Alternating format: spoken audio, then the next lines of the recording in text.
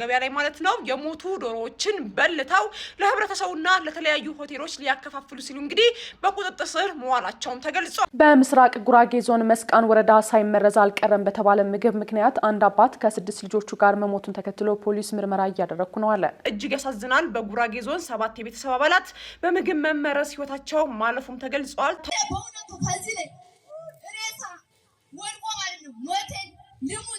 ሰላም ሰላም የተወዳችሁ ቤተሰቦቼ እንዴት ናችሁ? እኔ ደህና ነኝ፣ እግዚአብሔር ይመስገን። እናንተም በያላችሁበት የዓለም ዳርቻ እግዚአብሔር ሰላም የእናታችን የቅድስት ድንግል ማርያም አማላጅነት አይለያችሁ አይለኝ። ዛሬም በአዳዲስ ቪዲዮዎችና ወቅታዊ የሆኑ ጉዳዮች ወደ እናንተ ተመልሼ መጥቻለሁ።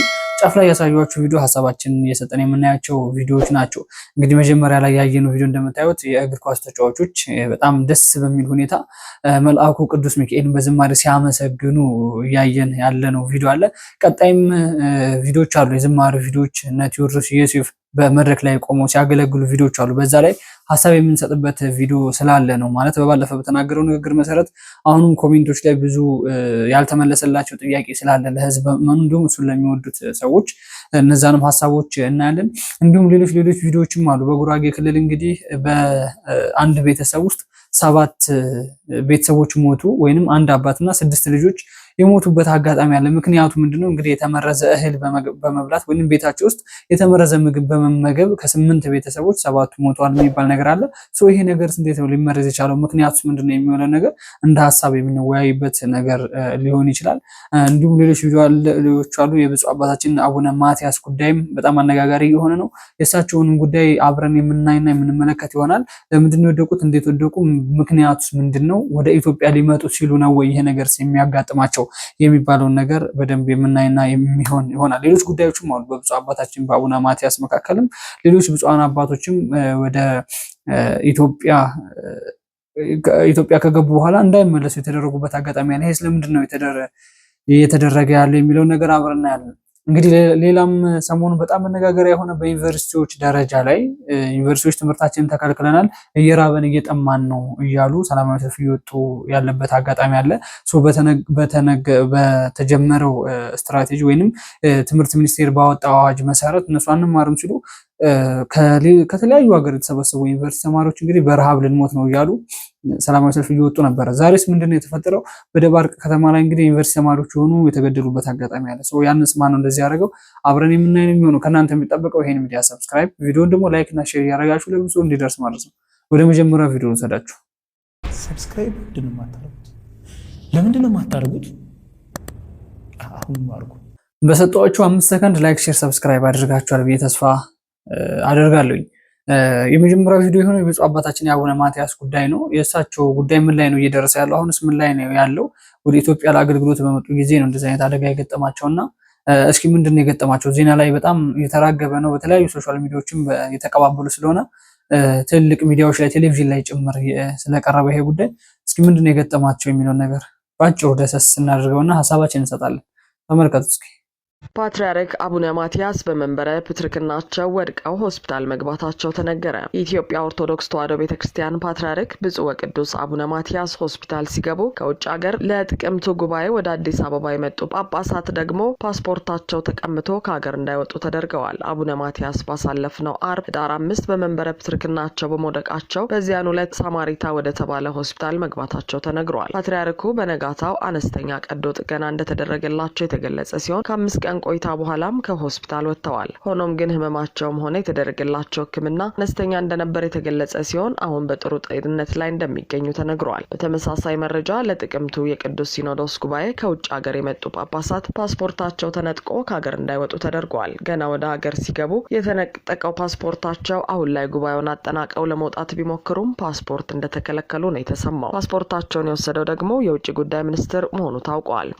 ቪዲዮ ይህን ይመስላል። እንግዲህ የብፁዕ አባታችን አቡነ ማትያስ ጉዳይ እዚህ ላይ ደርሷል።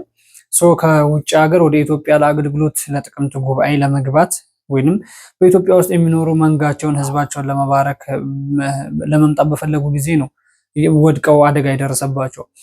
አሁን ሚዲያ ላይ በጣም የተነጋገሩበት ያለው ነገር ወድቀው የሚባለው ነገር ነው። እርግጠኛ የሚባለው ነገር ግን የለም። እንዴት እነሱ አንደኛ ሰዎች ነንና ይሄን ገጠምሽኝ የምንለው ነገር አለ። እንጂ እነሱ ኢትዮጵያ ኦርቶዶክስ ተዋሕዶ ወደ ኢትዮጵያ ሀገራቸው ገብተው ቤተክርስቲያኒቷና ህዝቡን ለማገልገል ሲፈልጉ ነው ወይ ወድቀው እንደዚህ ሆኑ የሚባለው ነገር አብዛኞቻችን ጠለቅ ብለን ያየነው አይመስለኝም። እና ይሄ ነገር ምንድነው አሁን እነሱ ወደ ኢትዮጵያ ለመምጣት ሲፈልጉ አይደለም ወደቁ ምናምን ነገር የሚባለው ሰው ይሄ ነገር ያው እርግጠኛ ትክክለኛ መረጃ እጃችን ላይ ስላልደረሰ ነው እንጂ ትክክለኛው ነገር ይሄ ነው የሚል ነገር ለማውራት አይደለም። ወድቀው ነው ወድቀው ሊሆን ይችላል። ግን እንዴት ሊወድቁ ቻለ? ለምን ወደቁ? ምክንያቱ ምንድነው የወደቁበት ምናምን የሚባል ነገር አለ። እሳቸው ወክ ሲያደርጉ ነው የወደቁት የሚባል ነገር አለ። እሳቸው እንግዲህ በዊልቸር እንደሚንቀሳቀሱ አብዛኞቻችን እናውቃለን።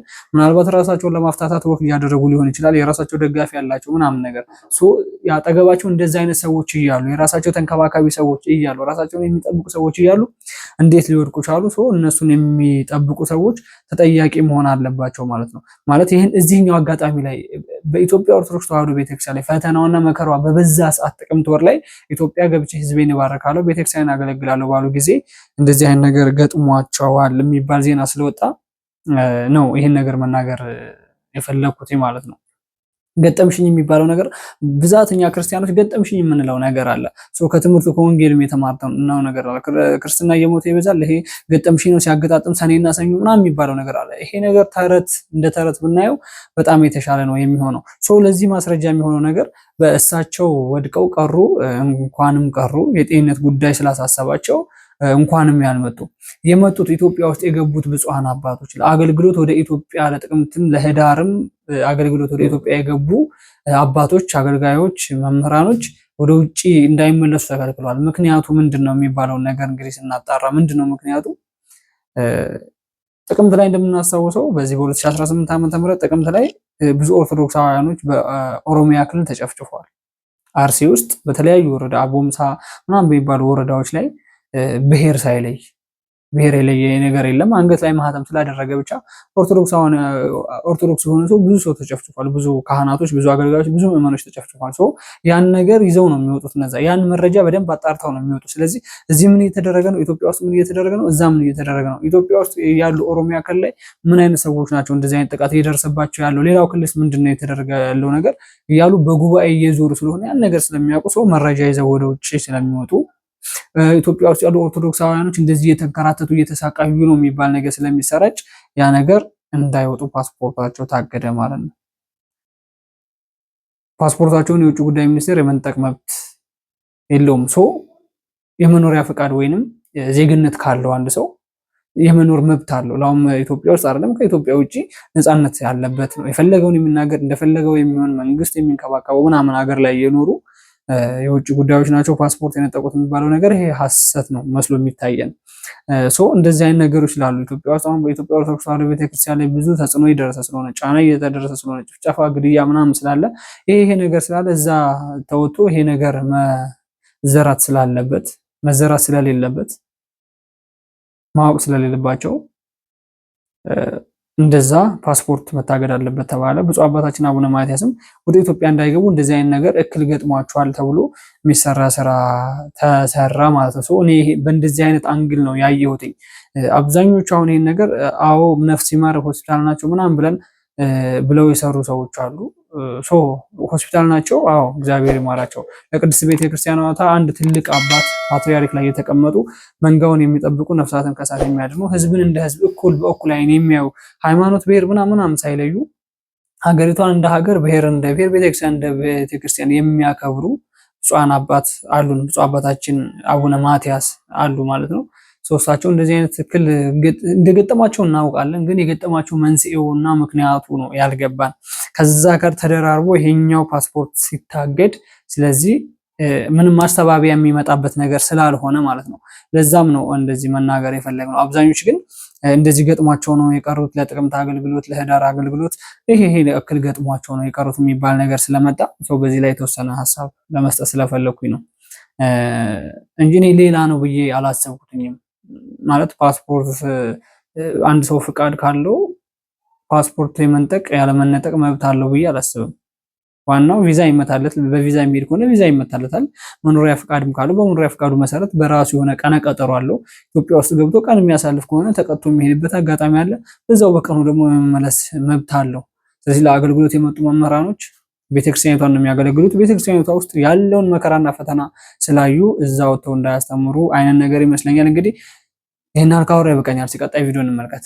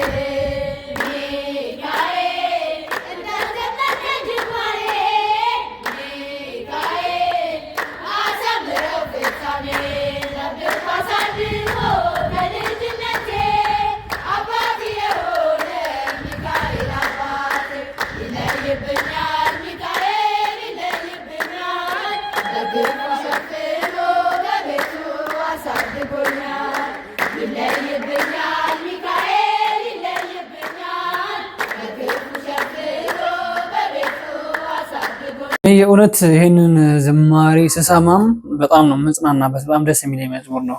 ይለይብኛል ሚካኤል የሚለው የዘማሪ አቤል መክም ማለት ነው።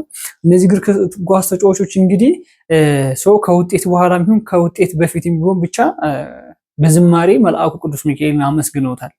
እነዚህ እግር ተጫዋቾች ከነሱ አሁን ስንቶቻችንን እየተማርን ያለ ነው። ከነዚህ እግር ኳስ ክለብ ውስጥ ናቸው እነዚህም ያሉ ትንሽ እግር ኳስ ክለብ ውስጥ ወይንም ከነማ ውስጥ ብቻ ይሁን እንጂ የሚጫወቱት ብቻ እግር ኳስ ቲም የሚባለው ውስጥ ናቸው። ስፖርት ዓለም ውስጥ ናቸው ያሉት። አሁን ሰሞኑን መነጋገሪያ የሆነ ነገር ነበረ። በኢትዮጵያ እግር ኳስ ክለብ ውስጥ ያሉ የሴቶች የእግር ኳስ ክለብ ተጫዋቾች ግብረ ሰዶማውያን ሲጠቀሙ የተያዙ አይን እጅ ከፍንጅ ተይዘው ድምጽ ሁላ ያወጣባቸው ቪዲዮ እጃቸው ላይ እስከሚደርስ ጋዜጠኞች እጅ ላይ ቪዲዮ እስከሚደርስ ድረስ።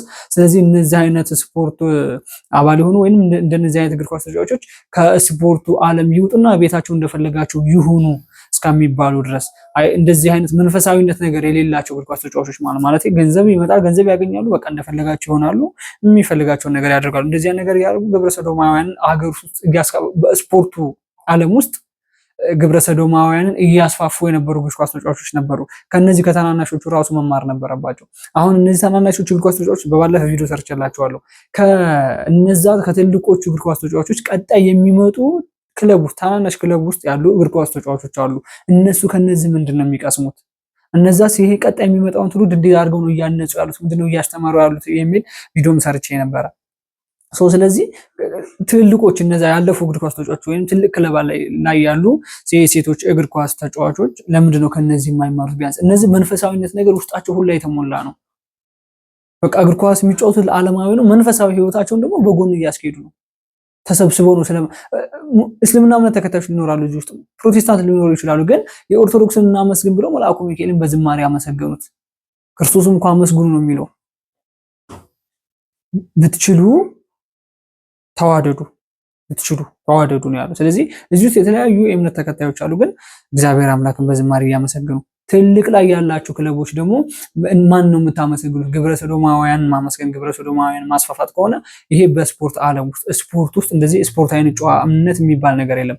ስፖርት ውስጥ በስፖርታዊ ስነ ምግባር መገንባት ነው ትልቁ ነገር። ስፖርታዊ ጨዋነት መማር ነው፣ ስነ ምግባር መማር ነው። ከሰዎች ጋር ያላችሁን ኮንታክት ሲያደርጉ ጠበቅ ማድረግ፣ ስለ ሰዎች ፍቅር። ስፖርት ውስጥ ብዙ ነገር ነው የሚማሩት፣ በጣም ብዙ ነገር። መከላከያ ሰራዊትና ስፖርቶች በነገራችን ላይ በጣም የተቀራረቡ ናቸው። መከላከያ ሰራዊትም ስለ ሀገሩ ቢጠብቅም ስፖርት መሀል ያለ ግን ውስጣቸው በፍቅር የተገነባ ነው። ስፖርት ዓለም ውስጥ ያሉ ሰዎችን በእንደዚህ አይነት ነበር መገንባት የነበረባቸው። ስለዚህ ግን አሁን ትልቆቹ ያለፉት ለነዚህ ቀጣይ እየታነጸ ያለው ትውልድ ያንን እንዳይማር ነው።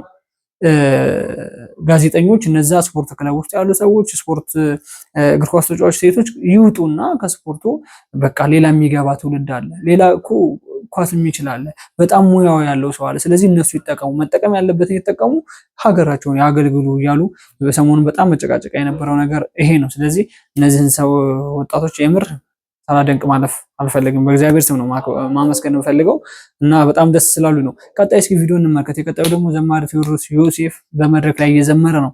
እየዘመረ ባለ ጊዜ ግን ኮሜንቶቹን ማምጣት አልፈለኩኝም። ማምጣትም ስላልፈለኩኝ ሰው የማይቀበለው ጽሁፍ ስላለ ዩቲዩብ ሰሞኑን ከተናገረው ንግግር ጋር እያመዛዘኑት ነበርና እስኪ እንመልከት።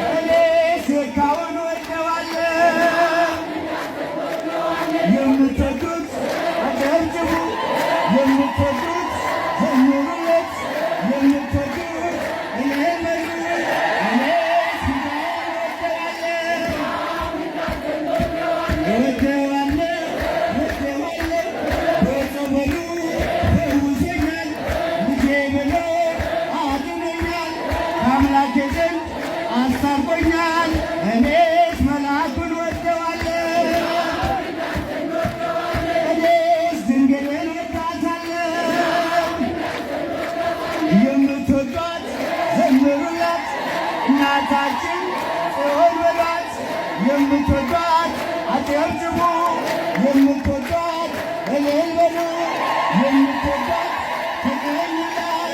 እናታችን ጽዮን በሏት። እኔስ መልአኩን ወደዋለሁ፣ እጃችሁን መስማ። እኔስ ሚካኤልን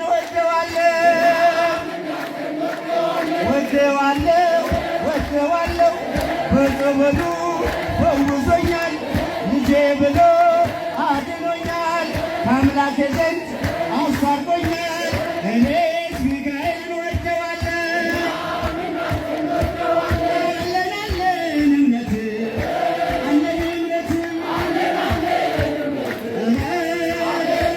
ተዋህዶ መሰረት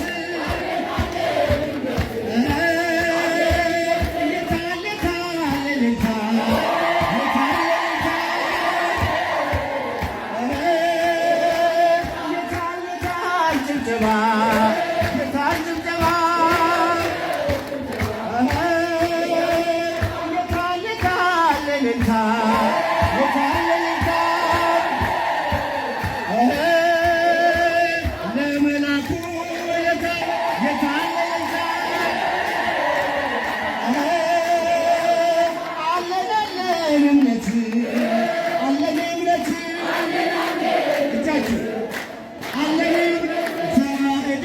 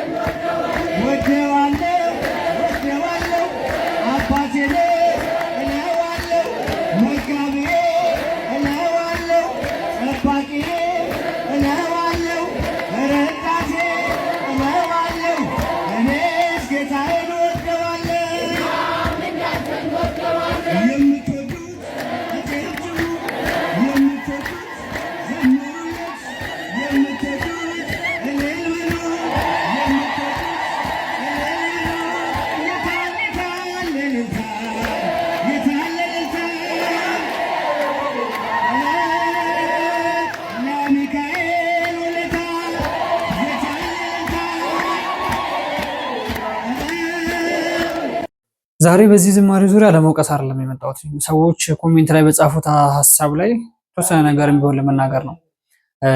በባለፈ በተናገረው ንግግር ኦርቶዶክሳውያኖች የተገደሉ ነው በአርሲ በተለይ በተለያዩ ኦሮሚያ ክልልና በአርሲ ውስጥ በሚገኙ ወረዳዎች ላይ ኦርቶዶክሳውያኖች የተጨፈጨፉ ነው ብሎ ህዝቡ በወጣ ጊዜ ወይም ሶሻል ሚዲያ ላይ ያሉ ሰዎች ፍትህ ስለ ኦርቶዶክሳውያን ስለ አርሲ ጉዳይ ዝም አልልም ብሎ መነጋገሪያ በነበረ ጊዜ ቴዎድሮስ ከአፉ አምንጦት ይሁን አስቦት ይሁን የሚታወቅ ነገር የለም። ብፁዓን አባቶችን በነገራችን ላይ እኛም ተናግረናል። መናገር መሳደብ ምናምን ሳይሆን እውነት እናንተ ጋር ስላለ ድረስ የተገደለ ያለው እናንተ መንጋ ስለሆነ እናንተ ቤተክርስቲያን ብፁዕ ብላ የሾመቻችሁ ይሄን መንጋ ልጠብቁ ስለሆነ እንድትጠብቁት አደራ የተሰጣችሁ መንጋ እየተገደለባችሁ ነው። ነፍሳታችሁን ማዳን አልቻላችሁም። ስለዚህ ድምጻችሁን በሉና አሰሙ ብለን ብፁዓን አባቶችን በተናገርን ጊዜ ቴዎድሮስም ተወጥቶ የሆነ ነገር ተናግሮ ነበረ። 5000 10000 ፎሎወር ለማግኘት እንትኖችን የምትሳደቡ ጳጳሶችን አክብሩ ምናምን የሚል ነገር በጣም ህዝቡን ያስወጣ ነገር ተናግሮ ነበር። ያንን ነገር አስመርኩዞ ነው ዛሬ እንዴት መድረክ ላይ ሊያገለግል ይችላል ይቅርታ ሳይል የሚባል ነገር ስለመጣ ነው ይሄን ቪዲዮ ይዤላችሁ የመጣሁት። ስለዚህ እሱ ያሰበውና እኛ ያሰብነው በነገራችን ላይ የተለያየ ነገር ነው። ለተሳደቡት ነው ማለት በአንገታቸው ላይ እኮ ማህተም አድርጎ የውሸት ማህተም አድርጎ ጴንጤዎች ሆነው ፕሮቴስታንቶች ሆነው እኮ ጳጳሶችን እንክታርገው የተሳደቡ ሰዎች አሉ። ያ መልእክት ቴዲ መናገር የፈለገው ለነዛ ነው። እኛ ግን ለኛም ስለመሰለን እኛም ቴዲን ተናግረናል። ለኛም ነው የመሰለን እኛ ሚዲያ ላይ ያለን እየጮህን ላለው ሰውም ሁላ ስለመሰለን ማለት ነው። ግን ግልጽ አድርጎ ሲያብራራ ለሰውም ልኮ ሚዲያ ላይ የተብራራ ነገር አለና አንገታቸው ላይ ማህተም ላደረጉ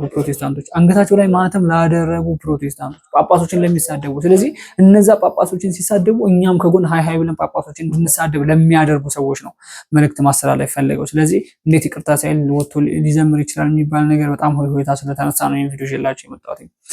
ስለዚህ መልእክት ማስተላለፍ የፈለገው ስለ ቤተክርስቲያናቸውና ስለ ሞስት ኦርቶዶክሳውያን ለተቆረቆሩ ኦርቶዶክሳውያን ሳይሆን ለጮሁ ኦርቶዶክሳውያን ሳይሆን አንገታቸው ላይ ሐሰተኛ መስቀል አድርገው ወይንም ኦርቶዶክስን በመምሰል በኦርቶዶክስ ማሊያ ለፕሮቴስታንቶች የሚጫወቱ ማለት ነው። ስለዚህ እኔ ኦርቶዶክስ ነኝ፣ ስለዚህ ጳጳሶች ለምንድነው ዝም የምትሉት ብሎ እየተሳደቡ ለነበሩ ፕሮቴስታንት መናፍቃኖች እነሱ ነው መልእክት ማስተላለፍ እየፈለገ የነበረው ማለት ነው። ስለዚህ ያው ይቅርታውን በአንድም በሌላ መንገድ ይቅርታ ብሏል ማለት ነው። በምስራቅ ጉራጌ ዞን መስቃን ወረዳ ሳይመረዝ አልቀረም በተባለ ምግብ ምክንያት አንድ አባት ከ6 ልጆቹ ጋር መሞቱን ተከትሎ ፖሊስ ምርመራ እያደረኩ ነው አለ። በማዕከላዊ ኢትዮጵያ ክልል ምስራቅ ጉራጌ ዞን መስቃን ወረዳ በጋራ እራት ተመግበው በጠና ከታመሙ 8 የአንድ ቤተሰብ አባላት ውስጥ አባትና 6 ልጆቹ ህይወታቸው ማለፉን የክልሉ ፖሊስ ገልጿል። የክልሉ ፖሊስ የወንጀል መረጃ ኢንተሊጀንስ ዳይሬክተሮች ተወካይ ምክትል ኮማንደር ያለው ተመስገን እንደገለጹት በወረዳው መሰረተ ወገራም ቀበሌ ዳሾ ቆቶ ተብሎ በሚጠራው መንደር ህዳር 6 ቀን 2018 ዓ.ም ምሽት 1 ሰዓት 8 የቤተሰብ አባላት አብረው እራት ከተመገቡ በኋላ በድንገት መታመማቸውን ገልጸዋል። ሟቾቹ የተመረዘ ምግብ ሳይመገቡ እንዳልቀረ ጥርጣሬ ቢኖርም በሕክምና የተረጋገጠ ውጤት የለም ብለዋል። አባትና ልጆቹ በጋራ እራት እንደተመገቡ ብዙም ሳይቆዩ ከፍተኛ ለሆነ ህመም በመዳረጋቸው መረጃ የደረሳቸው የአካባቢው ነዋሪዎች የተጎጂዎችን ህይወት ለማትረፍ ተረባርበው ወደ ሆስፒታል ማድረሳቸውን የተነገረው ቢሆንም ከተጎዱ የቤተሰቡ አባላት የ5 ዓመቱ መንግስቱ ኃይሌ፣ የ7 ዓመቱ መክብነ ኃይሌና የ17 ዓመቱ ተክሉ ኃይሌ የተባሉት 3 ወንድማማቾች በዕለቱ ሆስፒታል እንደደረሱ ህይወታቸው ማለፉ ተገልጿል። የ14 ዓመቷ መቅደስ ኃይሌ፣ የ15 ዓመቱ ወንድሟ ገብሬ ኃይሌ፣ የቤተሰቡ 6ኛ ልጅ የሆነው የ1 ዓመት ከ7 ወሩ ህፃን ሲሳይ ኃይሌ እንዲሁም የ6 ሟች ልጆች አባት የሆነው አቶ ኃይሌ አበራ ደግሞ ከህዳር 7 ጀምሮ ባሉ ቀናት ህይወታቸው አልፏል። ከ6 ልጆቿና ከባለቤቶቿ ጋር በአንድ ማዕድ ራት የበላቸው ወይዘሮ ዳመነሽ ደንበል በሚሊኒክ ሆስፒታል በከፍተኛ የክትትል ክፍል ውስጥ ናት ሲል የማዕከላዊ ኢትዮጵያ ፖሊስ መረጃውን አጋርቷል። የክልሉ ፖሊስ ተጎጂዎች የተመገቡት ምግብ የተመረዘ ስለመሆኑ በሕክምና እንዳልተረጋገጠ ገልጾ ምርመራ እያደረገ መሆኑን ገልጿል። በዚህም የምርመራ ግብረ ኃይሉ በድርጊቱ የሌሎቹ እጅ ሊኖር ይችላል በሚል ጥርጣሬ 10 ሰዎችን በቁጥጥር ስር አውሎ ምርመራ እያጣራ እንደሚገኝም ገልጿል። የምር በጣም የሚያሳዝን በጣም ልብ የሚሰብር ሀዘን ነው። እንደሰማችሁ ዜና ላይ እንግዲህ ቲክቶክ ሶሻል ሚዲያ ላይ በጣም መነጋገሪያ አድርገውታል። ያ ነገር እስኪ ሀሰት ሊሆን ይችላል እኮ ቲክቶክ ላይ አንዳንድ ጊዜ የሚለቀቀው ነገር ብዬ ዜናዎች የሚዘግቡት ነገር ወደ እናንተ ይዤላችሁ መጣሁ። ትልቅ ቴሌቪዥን ስለሆነ ያው ሀሰተኛ ነገሮችን ወደ ህዝቡ ስለማያደርሱ በጉራጌ ክልል ከ8 ቤተሰብ 7 ቤተሰብ በአንድ ቀን መሞት በጣም ከባድ ነው። የሞቱበት ምክንያትም እንግዲህ የተመረዘ እህል በመጠቀም ነው የሚባለው ነገር እንግዲህ ያለው ሰው ትክክለኛው መረጃ እንግዲህ ይሄ ነው ተብሎ ነው እየወጣ ያለው። ሰው እህሉ እንዴት ሊመረዝ ቻለ? በምን ተመረዘ? ማን መረዘው? ምክንያቱ ምንድነው የሚባለው ነገር እስካሁን ገኖ ታውቆ የወጣ ነገር የለም። እና ቤታቸው ውስጥ ከሆነ እየተመገቡ ያለ ምግቡንስ ማን ሊመርዘው ቻለ የሚባል ነገር። አዎ ቤት ውስጥ የሚኖሩ 8 ሰዎች ናቸው። 8ቶቹም 6 ልጆችና 2 እናትና አባቶች ማለት ነው። እነዛ ናቸው። ከነዛ ከ8ቶቹ ግን አንድ አባትና 6 ልጅ በአንድ ደቂቃ ውስጥ ማጣት ማለት በጣም ልብ የሚሰብር በጣም የሚያሳዝን ነገር ነው። በነገራችን ላይ እንደዚህ አይነት ነገር ግን የምግብ መመረዝ የሆነ ጊዜም ወደ ኬሚሴ አካባቢ ይመስለኛል ሰምቼ ነበረ። እንደዚሁ ከአንድ ቤተሰብ 3 ሰው 4 ሰው ሞተዋል። በእንደዚህ አይነት ነገር ምን እንደመረዘው ግን አይታወቅም የሚባል ነገር እስከዛሬ የሚጠቀሙት ከሆነ እስከዛሬ የተጠቀሙት የሚኖሩት ከሆነ አሁን በ5 በ10 ደቂቃ ውስጥ እንደዚህ የሚያደርገው ነገር ምንድን ነው የሚለው ነገር ራሱ በጣም አጠራጣሪ የሆነ ነው። እና ምግብ ምርምር ነው ምናምን የሚባሉ ሰዎች ሁላ በጣም ስራ ላይ ነበሩ በዛን ጊዜ። ምግቡ በእንደዚህ አይነት ሰከንድ ውስጥ እንዴት እንደዚህ ሊቀየር ቻለ? የሰው ነፍስ እንዴት ሊያጠፋ ቻለ? ነው የጊዜ ጉዳይ ነው የሚባል ነገር በጣም አወዛጋቢ የነበረበት ጊዜ አለ። አሁን ደግሞ በጉራጌ ክልል ነው የተደገመው። እንግዲህ ከአንድ ቤተሰብ ውስጥ 7 ቤተሰብ ማጣት በጣም ልብ የሚሰብር ነው። እና ለሞቱት እንግዲህ እግዚአብሔር አምላክ ነፍሳቸውን ከደጋጎች ጎን ያስቀምጥልን። በህይወት ላሉት ለቆሙ ሰዎች ደግሞ እንግዲህ መጽናናት እንመኛለን በእኛ በሚዲያ በኩል ሌላ ምንም ማለት ስለማይቻል። ግን መልእክት ማስተላለፍ የምንፈልገው ሁላችሁም እንደዚህ አይነት ነገር የምትጠቀሙ በማህበር ቤት ውስጥ ያላችሁ ሰዎች ከውጭ ተገዝቶ የሚሰራ ነገሮች በጣም በጥንቃቄ ቢሆን በጣም የተሻለ ነው የሚሆነው። ይሄ ከአንድም 2-3ኛ ነው እንደዚህ አይነት ነገር ቶሎ ተደጋጋሚ አይሆን እንጂ በየአመቱም በየ5 አመቱ ሊሆን ይችላል። ይሄ ነገር ከአንድ 2-3 ጊዜ ስለሰማሁት ነው። በዚህ አመት አሁን 2018 ላይ እንደዚህ 2018 የመጀመሪያ ላይ ነው ይሄ እንደዚህ የተደረገ ያለው። የዛሬ 3 አመት ገደማ ይመስለኛል ወደ ኬሚሴ አካባቢ የሰማሁት። ስለዚህ እባካችሁ ጥንቃቄ እናድርግ ብዬ መልእክት ለማስተላለፍ ፈልጋለሁ። ቀጣይ ቪዲዮ አለ። ያንን ቪዲዮ ደግሞ እንመልከትና ሀሳባችንን እንስጥ። በእውነቱ ከዚህ ላይ ሬሳ ወድቆ ማለት ነው ሞቴን ልሙት ዛሬ እኮ የኛ ወንድሞች ነው የሞቱ ብዬ ማለት ነው። ሬሳ ያነሳው ለኔ ሬሳ ያነሳችሁ ተማሪዎች እውነቱን ልንገራችሁ በስሜት ትወጣላችሁ። ምንድነው ይደረጋል? ተዋት በለው እየተባለ ተመታው ወደ ላይ ተኩሰው እየተባለ ነው የገደለው። ያቺ ድግ አዚ ላይ ሆና ማለት ነው ተማሪዎች በበታይ እንኳን ተሸጉጠው እውነት በቃ ከዚህ ላይ ተደግኖ ማለት ነው ለተማሪ ያችናት በእውነቱ ስንቱን ተማሪዎች ያተረፈው እኔ እንጃ ምን አይነት ቅንጭላት ነው ያለን በእውነቱ።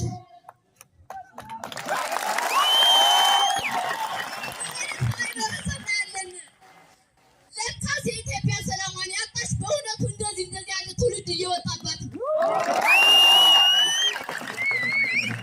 እኛ ተማሪዎች ምንድነን የነገ አገር ተረካቢዎች ለነገ ትውልድ የምናስብ እኔ በእውነቱ አንድ ተማሪ ቴዎድሮስ የሚል ስም ሰይሜለታለሁ።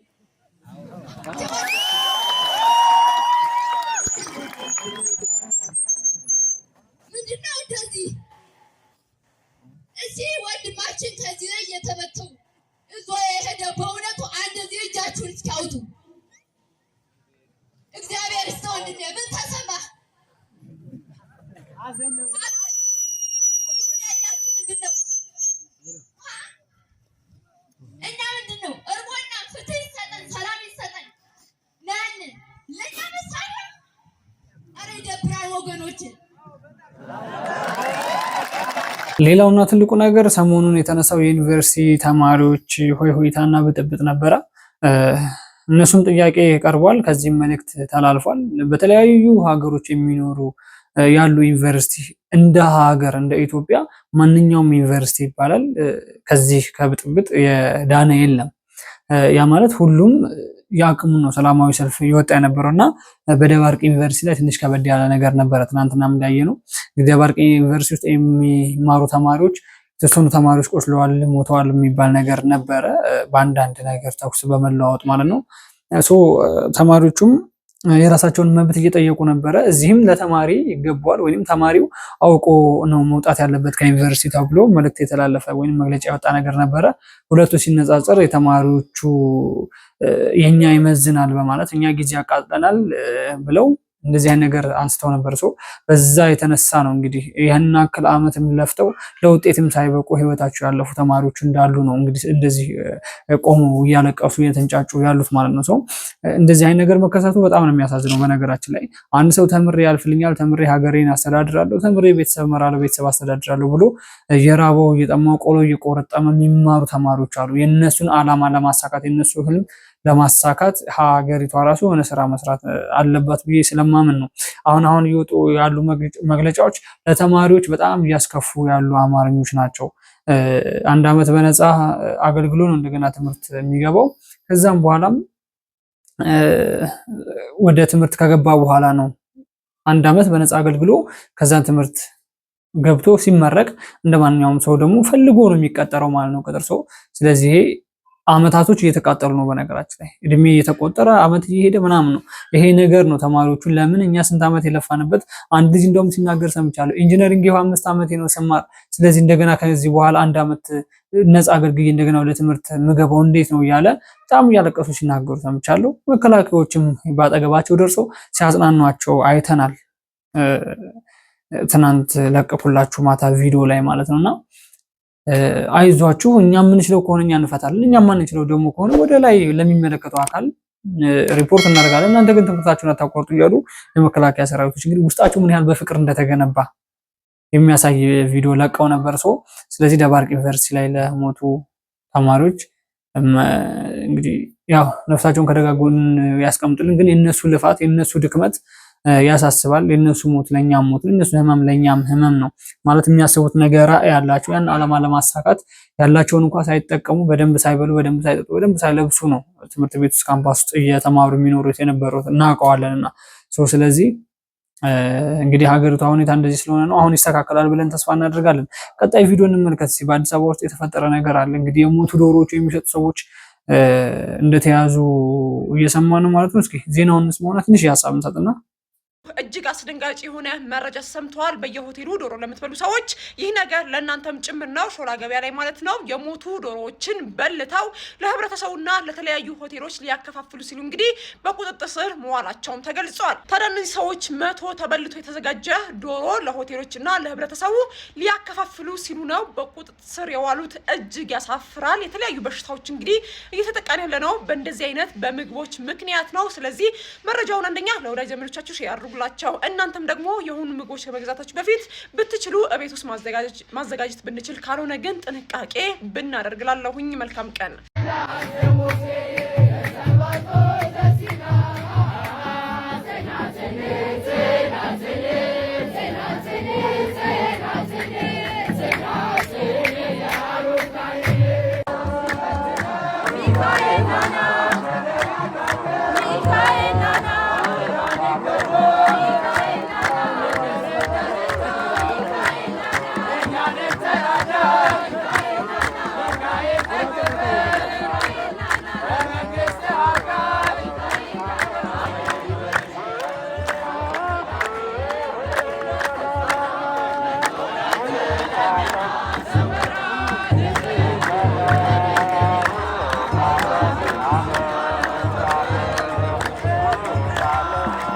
ሌላውና የመጨረሻው ሁለቱ ቪዲዮዎች እነዚህን ይመስላሉ። በአዲስ አበባ ውስጥ ሾላ አካባቢ ነው ይባላል እንግዲህ የሞቱ ዶሮዎችን ለሆቴል በማስረከብ የሚታወቁ ሰዎች እንደተያዙ ነው እየተሰማ ያለው።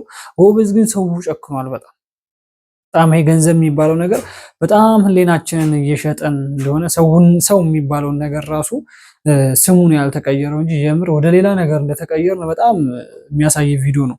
የሞቱ ዶሮዎች እነሱ የሚጸየፏቸውን እንግዲህ በአይን የማያዩቸው ሰዎች እንዲበሏቸው በየሆቴሉ እያስረከቡ እየሸጡ እንደዚህ አይነት ቢዝነስ ከሚሆን እዚህ ሀገራችን ላይ በጣም ቢቀር ድህነት የመሰለ ነገር የለም። ድህነት ብልጽግና ነው እንደዚህ አይነት ነገር ከሚሰራ ማለት ነው። ማለት በምድር ላይ የምናልፈው ነገር ሊኖር ይችላል። ሰማይ ላይ በየትኛው መንገድ የምናልፍበት መንገዱ ዝግ ነው። ወደ ክርስቶስ ጋር ስንሄድ እንደዚህ አይነት ነገር የምንሰራ ሰዎች በተለይ እና እኛ የምንጸየፈውን ሰው እንዲጠቀመው የምንፈልግ እኛ ለማየት የቀፈፈን ነገር ሰው እንዲመገበው የምናደርግ ሰዎች በጣም ይሄን ከነውር በላይ ነውር ከኃጢአትም በላይ ኃጢአት አይነት ስራ እየሰራ ነው። ስለዚህ ሆቴል ላይ እንደዚህ አይነት ነገር የምትረከቡ ራሱ ሆቴል ላይ ያላችሁ ሰዎች ጥንቃቄ አድርጉ። ካስተመር ማጣት አለ። አንዳንድ ጊዜ ስትጋለጡም እንደዚህ አይነት ነገር ስላለ ሰው ጥንቃቄ ብታደርጉ በጣም የተሻለ ነገር ነው። ሰው ሻጩ ተውት፣ ህሊናውን ሸጦታል። ዶሮዋን የሞተችዋን ሳይሆን የሸጠው ህሊናውን ነው የሸጠው። ሰው የሚባለው ነገር እሱ ሰው አይደለም። ሌላ ስም ቢኖር ሌላ ስም ነበር የሚሰየምለት። ሰውነታችን ሁላ ነው የሸጥና ሁለተኛ ቪዲዮ ላይ ያለው እንግዲህ ስለ አርሲ ዝም አልልም፣ አርሲ ደክሟታል ይበቃል የሚል ፎቶ ይዘው የወጡ ወጣት ወንድሞቻችን አሉ። በትናንትናው ዕለትም ለሚካኤል እንደዚህ በየአውደ ምሕረቱ በየመድረኩ በየቤተክርስቲያኑ እንደዛ ይደረግ የሚባል አዋጅ ወጥቶ ነበር። ግን አንድም ኦርቶዶክሳውያን ይወጣ የለም ከኔም ጀምሮ አንድም ኦርቶዶክሳውያን። ስለዚህ ይሄ አዋጅ ወጥቶ ነበረ። ይሄ ጦርነት መገፋፋት አይደለም፣ በኦርቶዶክሳውያን ላይ ያለ ጥቃት ይቁም የሚል መልእክት ለማስተላለፍ ብቻ ነበር እንደዚህ አይነት ነገር እየተደረገ የነበረው። እና ቴዶ ዘሩፋኤል እንግዲህ በካናዳ እየኖሩ እንደዚህ አይነት ነገር እየቀሰቀሱ ያሉት እነሱ ነበሩ። ክፉ ነገር አለም ለመልካም ነው። እኛ ኦርቶዶክሳውያን ላይ እየደረሰ ያለው ጥቃት ይቁም የሚል መልእክት ነው የሚያስተላልፈው እንደዚህ አይነት መልእክቶችና እንግዲህ ሁለቱ ወጣቶች እኔ በጣም ለማድነቅ ወድጃለሁ። በጣም ነው ማደንቃችሁ። ሳይፈሩ የመጣውን ነገር እንቀበላለን። እዛ አርሲ ላይ የሞቱ ኦርቶዶክሳውያኖችን ከነሱ ይበልጥ ሞት አይመጣብኝም ብለው እንደዚህ አይነት ፎቶ ጽሑፍ ይዘው ከፍ አድርገው በአደባባይ ላይ በቤተክርስቲያን በህዝብ መሃል ታይተዋል ማለት ነው። እናመሰግናለን። ቤተሰቦች ለዛሬ ይዤላችሁ የመጣሁት ቪዲዮ ይሄንን ይመስላል። ቀጣይ ደግሞ በአዳዲስ መረጃና ቪዲዮ እንገናኛለን። እስከዛው ድረስ ግን ላይክ፣ ሼር፣ ሰብስክራይብ ያደረጋችሁ ቤተሰብ ሁኑ።